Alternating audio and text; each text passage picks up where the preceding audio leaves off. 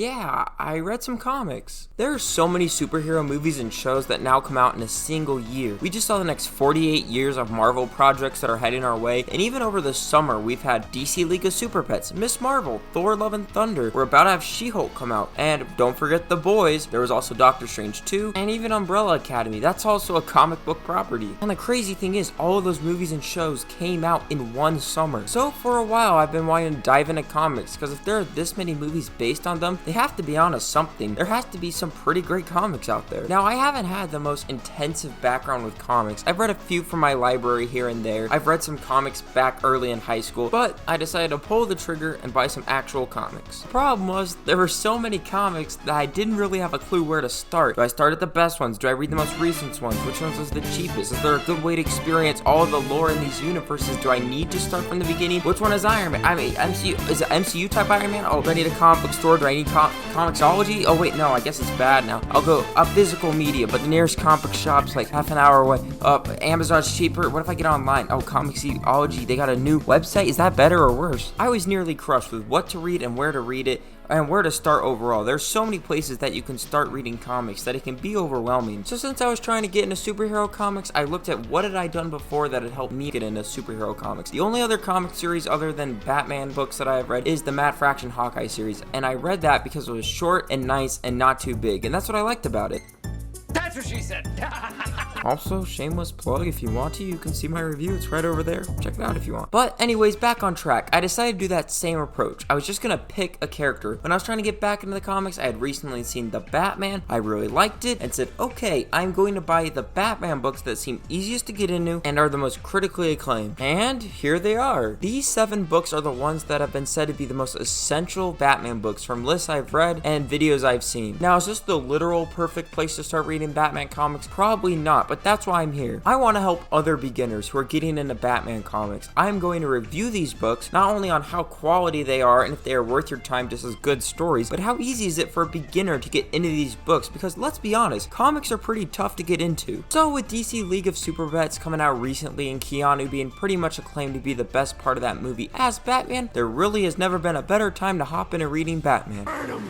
So the first Batman comic most people recommend reading is Batman Year One. It's a 4-issue story of how Bruce Wayne became Batman. It's literally the origin story. Now, is this the official chronological beginning of Batman, first story ever in the lore? I don't think it is. I am no comic expert, but I'm pretty sure the story has been retconned out of the official lore, but that is kind of where headcanon comes in. One of the scariest ideas for me getting into comics is that these stories have been made since the late 1930s. For over 80 years, there have been comics from DC. So do I start from the beginning to get the full lore? And honestly, from what I've read, no. Most of the comics I've read are pretty beginner friendly. As long as you know who Batman is and that he has Robins and villains, you're pretty much golden. It's just some of those references that might go over your head. As long as you know the general timeline of where these stories go, you're going to be totally good. You know, when you're reading a Batman story and he's on his own, it's probably earlier in the timeline. If he has a lot of Robins, it's probably later in the timeline. The more you read, the more gaps you'll fill in, and when it comes to the overall story. The best way I've heard comics explained is that it's kind of like a puzzle. The more you read, the more it fits together. So I'm not going to bog you down with a literal exact order to read issue by issue. There's probably a list on the internet that does that, but if you try to read Batman exactly in order without missing something, you're probably gonna go insane. That's not the fun part about comics. It's about the stories. The details can be nice, but don't let them hold you back from actually enjoying the comic medium. So back to Year One. This is the first book of Batman getting his suit and meeting some other characters that we'll know later. It's a fantastic book for beginners. It doesn't have any pre-existing characters, and it introduces every character, and it's the perfect place to start reading Batman. It's a really fun book because you get to see Batman as he's actually not a super awesome fighter. It's fun to see him struggle against him fighting one guy. The book also introduces Jim Gordon and the Gotham police force and the corruption of Gotham. There's also a lot of great characters and stories, but I don't want to spoil it in here. This book has incredible pacing. The art here is really good, and I'm a really big fan of it. This isn't that long either, and honestly, I just really want you guys to read this story. It's probably at your local library, and like on Amazon, it's usually like $12. This is one of my favorite Batman books ever. It's quick, it's fast, it introduces utilizes every character incredibly and has a really fun story, and it's the best book at getting you into Batman while also being one of the best Batman stories. This book is awesome. Go out and read it if you want to start reading Batman. It's amazing. But I feel like I need to say this because I don't think a lot of people know this about comics.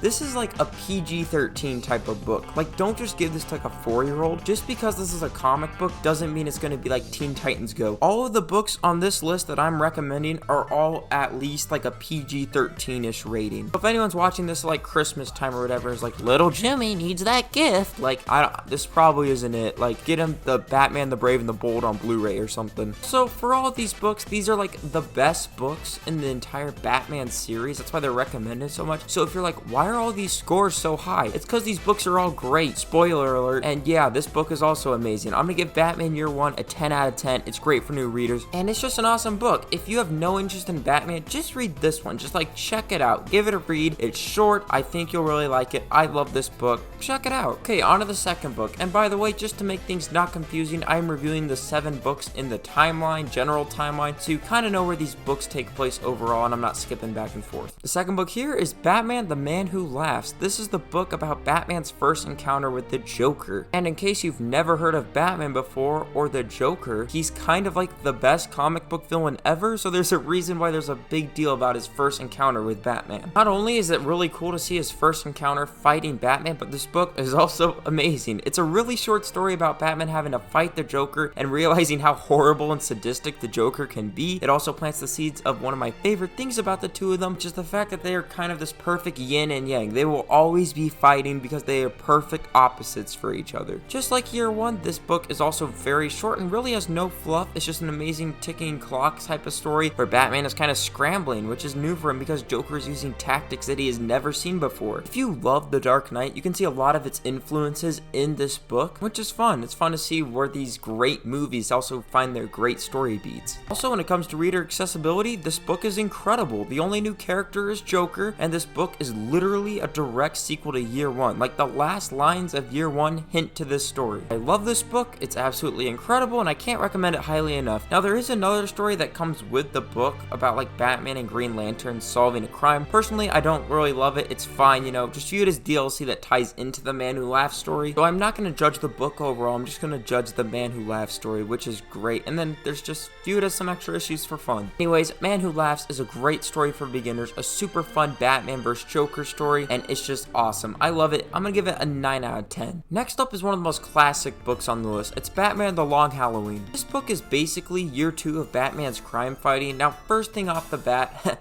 nice pun.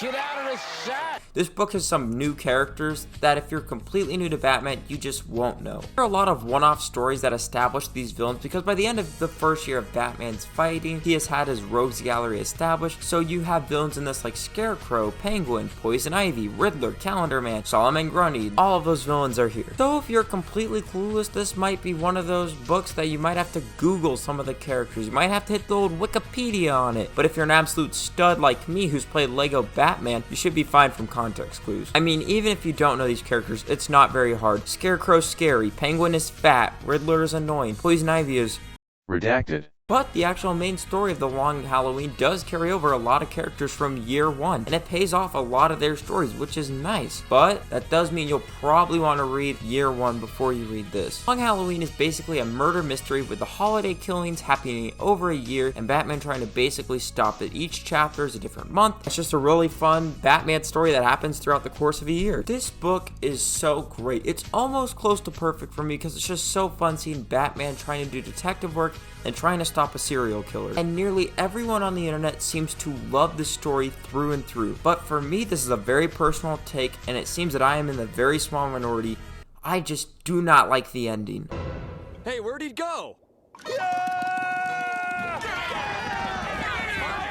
I think the story tries to pull of, oh, we've been ahead of you the whole time, but it just doesn't really feel satisfying. It just kind of comes off as annoying, and honestly, I just don't vibe with it. I still think, though, you should read this book. It's great. It has some really important events for Batman that happen in it, but while I think it is it's just one of the books that's kind of more disappointing to me at the end. It's a lot like Casino Royale for me. It's just fantastic, amazing first 90%, and then kind of that last 10%, I'm like, oh, I don't know about that. And I'm gonna give it the same score I gave Casino Royale. I'm gonna give it an 8 out of 10. I still recommend it because like 95% of it is just truly great. It's just I don't love the last part. Now the fourth book is Batman Dark Victory, and this is the direct sequel to Batman The Long Halloween. It has the same author and illustrator coming back to do it. This also is another murder mystery that takes place over a year again, but this is the Hangman killings, and for me this is just a much more satisfying story than Long Halloween. First of all, I love the ending of this story, and I think it's a great, amazing story through and through, and personally it's the one I prefer in the duology. Also, not a spoiler because it's on the cover, one of my favorite things about this story is that Robin's in it. He's introduced, and honestly Batman having a sidekick is like one of the best things that ever happens to him. And this book just overall is so much fun, and it's so easy to jump into. The only thing you really need to read is Long Halloween before this, because this is not a standalone book. It's kind of like how you need to watch Infinity War if you're gonna watch Endgame. The book, though, other than that, doesn't really introduce any other brand new characters. It's all the ones from Long Halloween just kind of carried over. This book is an absolutely incredible murder mystery that has you solving it as well, with Batman trying to put together this whole crime ring, with it being in the shadow of the Long Halloween, and it building off of that uncertainty that happens at the end of that book just makes it even more rich and allows it to build off Long Halloween into something even better. It's an amazing capper to the Long Halloween. I love this book. It's also got great art and really is one of my favorite Batman books. I'd give Batman Dark Victory a 9 out of 10. But before we go on to the next book, I want to mention that a few months ago, the artist of these two books, Tim Sale, passed away, and his art in these books is absolutely incredible. He's an artist legend, drawing other really famous books you probably know if you're into comics, like Spider-Man Blue, Daredevil Yellow, and Superman for All Seasons. I just wanted to pay respects, and while I'm new to comic book reading, I'm sad that I won't get to see any more of his great art that could have come out in the future. I just wanted to add this here because these two books really sealed my love for reading Batman, and his art was one of the main things I just loved about these books. So I really just wanted to bring attention here. He's a legend. I want to bring attention how awesome he is. So if you want, I'd really say like buy all these books because they're all great. But if you have like only money for two, I'd really recommend these two because like they're just great books. Just wanted to do that side note. He's awesome. Just wanted to bring some attention to that. Now, the next book on the list is probably the most critically acclaimed book on the list. When you look up like most iconic Batman books, this is probably at number 1 or number 2. It's Batman the Killing Joke. This book is amazing, but it's also substantially darker in tone than the previous books, but it's still great. Also, another awesome thing about the story, it isn't very lore dependent. The only characters here are Commissioner Gordon, his daughter, Batman, and Joker. There really isn't any true necessary backstory for it to bog down the story. It's pretty self-contained, and that is because it really focuses around the Joker. This is, if not one of the most iconic Joker stories, and in case you don't know, Joker is actually a pretty bad dude. This is the origin story of the Joker, but it's the Joker, so you don't really know if it's the true Joker origin, but it's about as close as we are going to get. This book is incredible. It pushes Batman and Commissioner Gordon to their absolute limits. It can be horrifying and very sad, but overall it's just an incredible book that is just airtight. The whole idea of Joker trying to break everyone around him is such a terrifying idea, and him sending it all to the backdrop of a rundown amusement park is really haunting. I love the backdrop of the amusement park, and I'm surprised the Batman movie hasn't even had one yet. I don't really have any complaints with this book. It's really incredible, but out of all these books, it's probably not the one I'm gonna revisit the most, even if it's technically better than other books on this list. It's great, and I can't stress that enough. I really like it, but I just don't think I can give it a 10 due to how dour and dark it gets at times. For me, it's pretty similar to The Shawshank Redemption. It's just an absolutely incredible and near perfect piece of art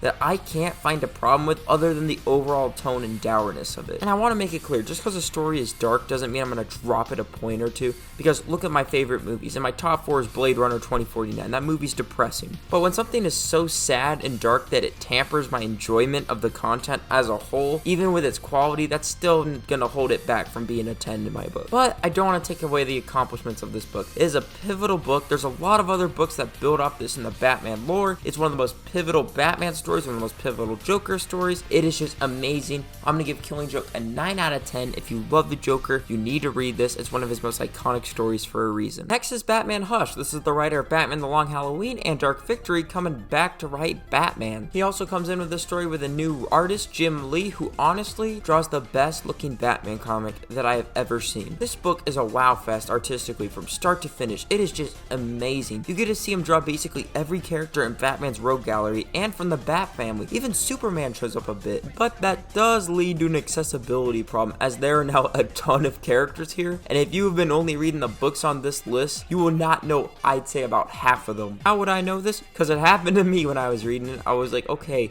I am a big Batman fan, but I still do not know who Huntress is. I do not know half of these characters, but I didn't get lost, and that's the most important thing about it. At this book's core, it's another detective story, and it doesn't get bogged down by all those huge character roster. They're kind of just like flavor, you know? Sometimes they show up and then they'll leave very quickly. If you go in and just try to read this book as a detective story, I think you'll be fine. I don't think you will get too lost. This is a very fun book. It's really easy to read, has absolutely amazing artwork from beginning to end. Now, the actual story I don't think is as tight as Jeff Loeb's other Batman books on this list, but this is kind of the dumb fun Batman comic on this list at least. It's really good at introducing you to some new characters, and it's a really fun ride, even if it's less tight and kind of more all over the place. This book is really fun on your first read, but definitely by the time you pull it out a second time or a third time, you'll start to be like, wait, that doesn't all make sense with where it ends, but it's still just a really fun book. This is easily the messiest of all the books that I've recommended, but it's still good. Just expect more of a Taco Bell type of experience going in instead of expecting a 5-star gourmet steak. This is just good Batman fun. It's not as tight as the other books.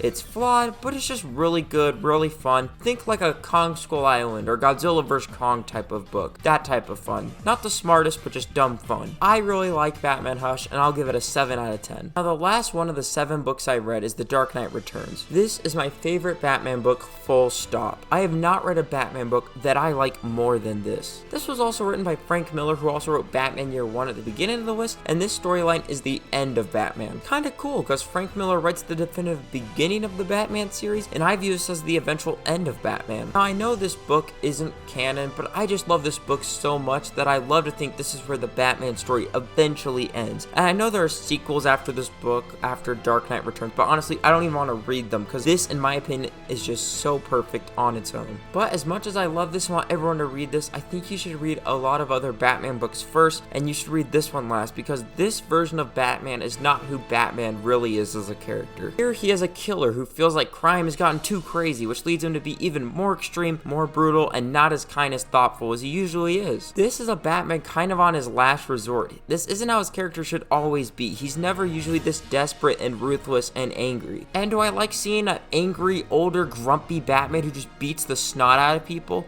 Of course, it's awesome. I love it. I love seeing this version of Batman, but I don't always want to see this version of Batman, because this is kind of the horrible version of him that he becomes. It's kind of like if someone was like, hey, where do you start watching Wolverine in X-Men movies? You'd probably be like, oh, we'll watch Logan. It's obviously the best one in the entire franchise, but that is Old Man Logan, which is pretty much a separate character from normal Wolverine. He's never usually that hateful and that sad and just completely out of it. Yeah, it's the best Wolverine story, but it's not the best place to start someone out with Wolverine. You need to watch the other movies to make Logan more impactful. And that's kind of the deal with The Dark Knight Returns. For me, it is easily the best Batman book, but it is not the first Batman book I'd give to someone. It's probably like the 48th. But honestly, you should probably read like the previous 6 books before you go into this one. Like, it hits harder if you read more of classic Batman. The story of Batman's final stand and him trying to resorting to being more harsh and trying just to end crime in Gotham is so interesting. We see him fighting with new tactics against villains coming back again, and it's such an interesting conundrum to see the crime rising up, but when Batman comes back, there are even more crazy and dangerous supervillains that come back, especially his iconic foes. Seeing Bruce suit up as Batman one last time to end crime once and for all is just such an amazing thing. It's a perfect culmination of Batman's character. You see all of the other heroes he's interacted with as they're older,